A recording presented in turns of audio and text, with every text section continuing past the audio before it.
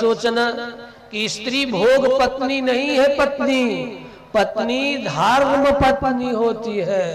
धर्माय पत्नी, धर्म के लिए आपने उसे वर्ण किया है, मंडप में वर्ण किया है धर्म के लिए। इसलिए धर्म पति नहीं कहलाता, धर्म पत्नी कहलाती है।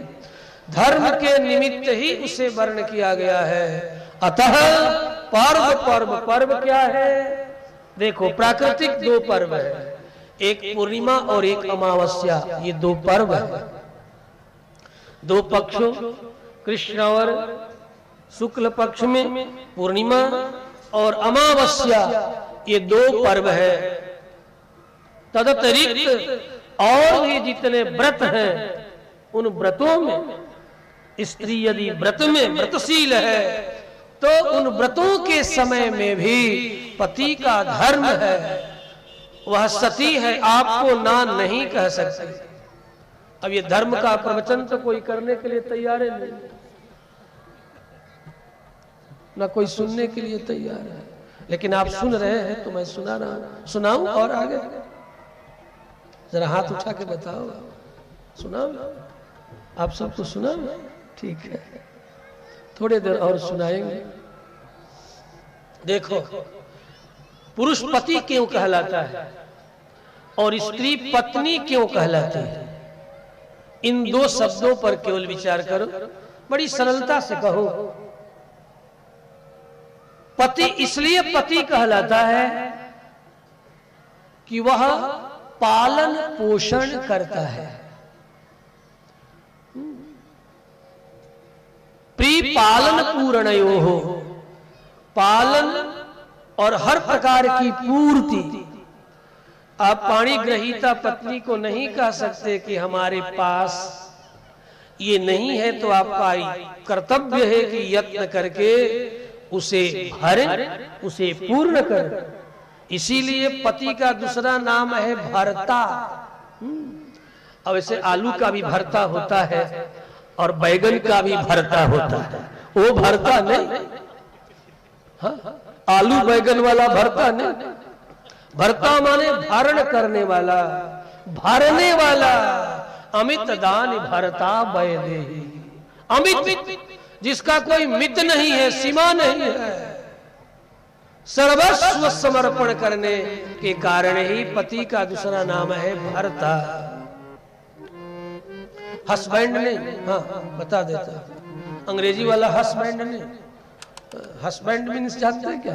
हंस हंस करके जो स्वतः बैंड में बजा जाए तो हस्बैंड। अच्छा, इस शब्द पर मैं विचार करने लगा एक बार कि आखिर ये हस्बैंड अंग्रेजी का शब्द ये जरूर संस्कृत से गया होगा। तो जरा आप बुद्धिजीवी होंगे, विचार करेंगे। तो मैं विचार करते करते देखा कि हस नहीं है, वो हस्त है। हस्त, हस्त विवाह के समय में यही चित्र लगाते हैं ना, ऐसे लगाते हैं ना, ये हस्त। इसमें एक कन्या का हाथ और एक वर का हाथ, तो हस्त, ये हस्त है। और बैंड नहीं है, वो बंध है, बंध है। संस्कृत का बंध शब्द हस्त बंध है, हस्त बंध है। हस्त बंध शब्द ही हो गया।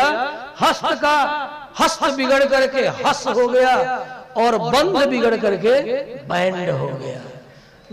हाँ, तो हस बैंड बना माने हस्त बंध, जिसके साथ मेरा हाथ बांधा है मेरे पिता ने, सगे संबंधियों ने, बंधु बांधवों ने, वह हस्त बंधन करने वाला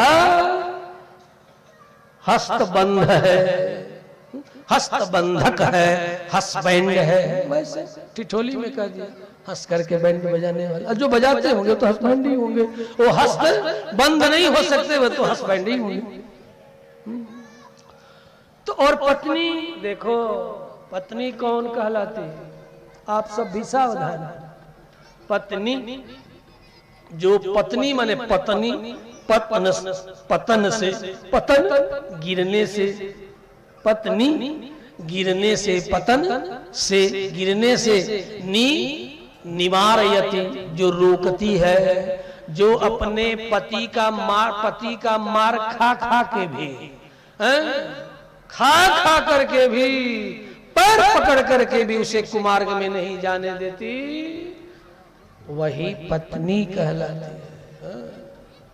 पतनान निवारयति या सा पत्नी, पतन से जो पति को बार बार रोके, फिर भी गिरने के लिए कमर कसा है, तो ठीक है कहीं इधर उधर मत जा, मैं हूं न, बस इसीलिए वह पत्नी कहलाती है।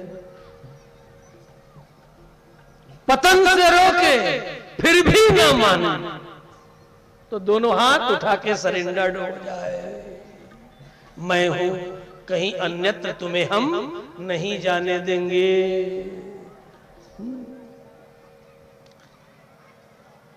क्योंकि हमारे सनातन धर्म में तलाक नामक शब्द है ही नहीं। लगभग 3 अरब शब्द जिस संस्कृत में है, जिस संस्कृत का शब्दकोश 2 अरब 76 करोड़ जिसमें शब्द है, और इससे भी कई गुना अधिक बनाने की क्षमता जिस संस्कृत भाषा में है, उस संस्कृत भाषा में पत्नी पति से अलग भी होती है, उसके लिए एक भी शब्द नहीं है। ये डाइवोर्स, तलाक शब्द ईसाइयों के द्वारा लाया गया और मोहम्मदियों के द्वारा लाया गया है। सनातन धर्म में यह शब्द है ही नहीं। हमारे यहाँ तो 7 जन्मों का, 1-2 जन्म का नहीं, 7 जन्मों का संबंध है।